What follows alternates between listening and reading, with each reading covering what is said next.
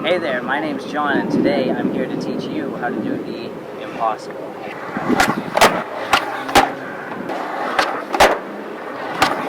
So before you start doing this trick, the only thing you really need to know how to do is ollie. That's about it.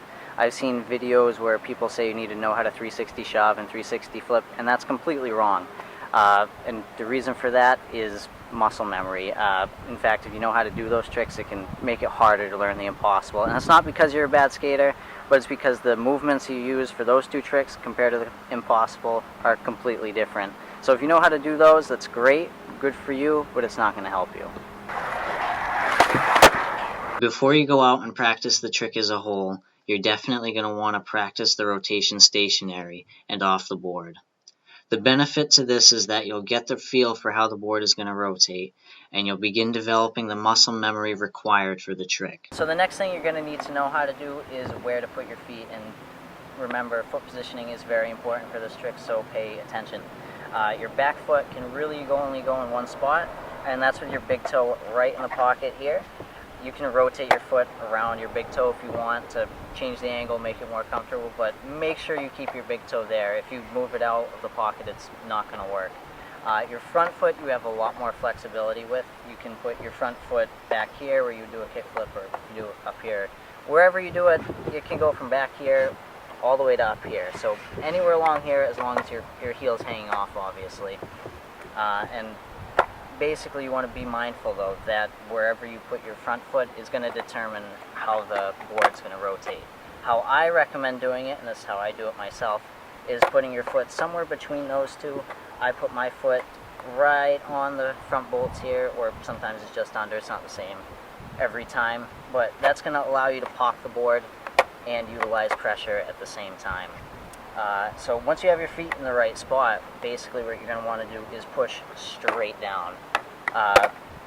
It's not a scooping motion. It's not like the 360 shove, getting back to the muscle memory. It's not a scooping motion. You want to push straight down, and at the same time your front foot's going to come off.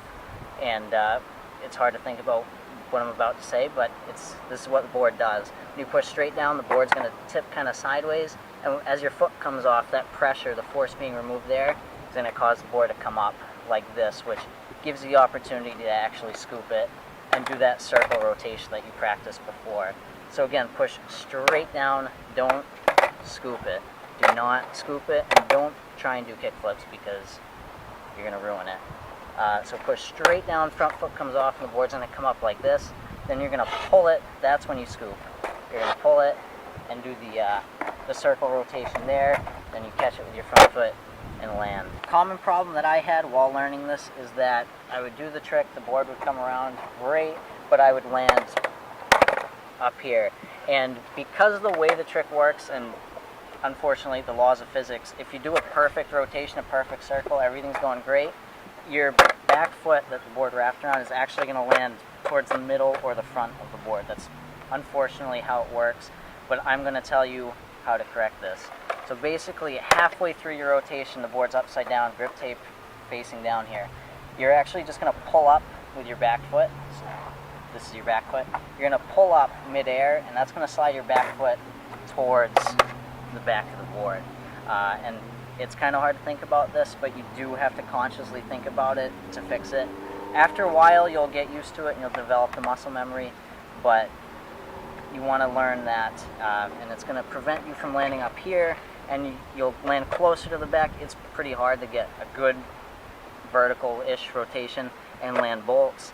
You'll get it eventually, but if you pull your foot up slightly midair, it's going to change the rotation of the board enough where you'll land further towards the back and you won't land on the nose and fall over. So now all you need to do is go out and practice, and that's exactly what you need to do, is go out and practice a lot. You're not going to land it within 5 minutes of watching this. You're definitely not going to land it tomorrow, and you probably won't land it within a couple months even. You'll be lucky if you do. It took me almost a year, a whole year. That's a long time to focus on one trick. It took me that long for it to actually click, where I was like, you know, I think I got it. And I still mess up on them all the time. So go out and practice, don't get frustrated, and just keep working at it. If it seems like you're not making progress, I promise you are. It takes a while to develop the skills to do it. So get out there and practice, and good luck.